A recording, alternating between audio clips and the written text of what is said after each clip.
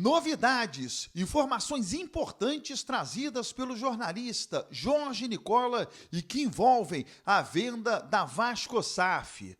O time segue treinando no CT Moacir Barbosa para o jogo da quinta-feira diante do Internacional. E vamos atualizar as notícias envolvendo o Orejano, que já não tem mais contrato nos Estados Unidos, e o zagueiro Manuel Capasso. Ambos pertencem ao Vasco.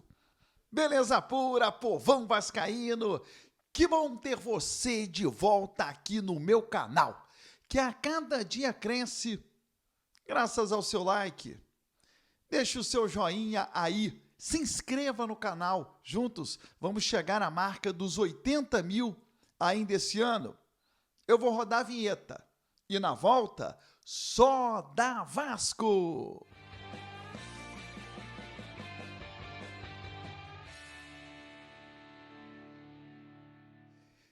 Vinheta rodada, o tempo que você teve de se inscrever no canal, o meu muito obrigado.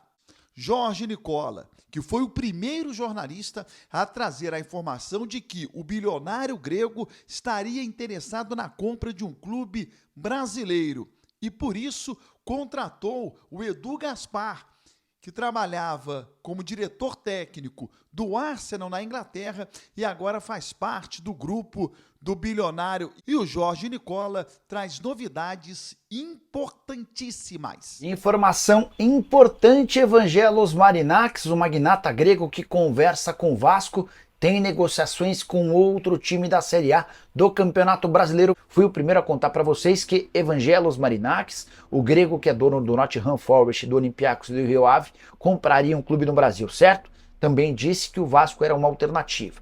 Quero acrescentar uma informação importante. O Vasco não é a única possibilidade.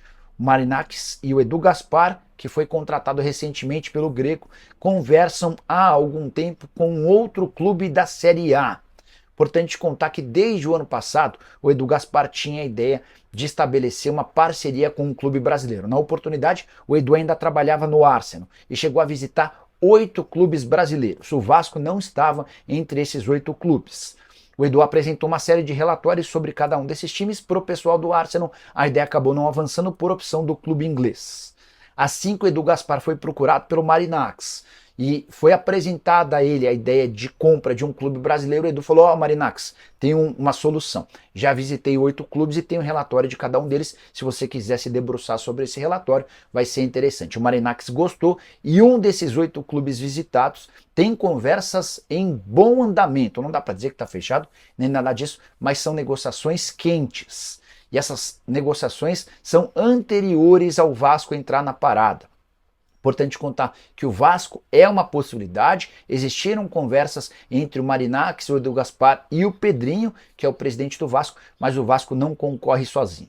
A minha fonte, que foi a primeira a me contar que o Marinakis compraria um clube no Brasil, assegura que esse time que concorre com o Vasco é da Série A do Campeonato Brasileiro e com um perfil completamente diferente do Cruz Maltino. Ainda perguntei para essa pessoa, mas é perfil diferente em quê? Em tamanho de torcida, em status de clube, briga por títulos? Qual que é essa diferença? Essa pessoa não quis me dar mais detalhes, com medo de que eu adivinhasse qual clube é.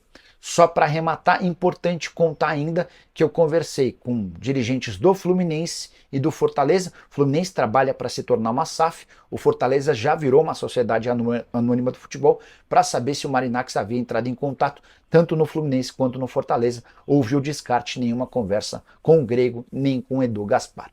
Eu venho falando sobre a concorrência no mercado. O Vasco precisa acelerar esse processo da venda das ações. Agora a Portuguesa virou uma SAF, já está sendo vendida por 1 bilhão e outros clubes estão virando SAFs também. Então hoje você tem no Brasil um mercado de X clubes e a cada mês esse X vai aumentando. O leque de opções para futuros compradores, investidores, vai ficando cada vez maior. Então, se o Vasco antes tinha 2, 4, 5, 6 clubes concorrentes, vai crescendo essa concorrência. Então é bom o Vasco ser ágil, ficar atento, não perder as oportunidades, porque os concorrentes estão chegando aí. A cada dia, outros clubes estão virando SAFs também. Na última entrevista coletiva, o presidente Pedrinho foi questionado sobre 2 jogadores, e eu vou repercutir aqui. Um, que é o Manuel Capasso, zagueiro emprestado junto ao Olímpia do Paraguai, e o outro é o meia Orejano, do Cincinnati. O contrato dele com o Cincinnati já terminou. O Orejano, nesse momento, está de férias. Mas vamos ouvir o que o Pedrinho disse na oportunidade. Como o contrato do Orediano foi... Posso falar mal feito?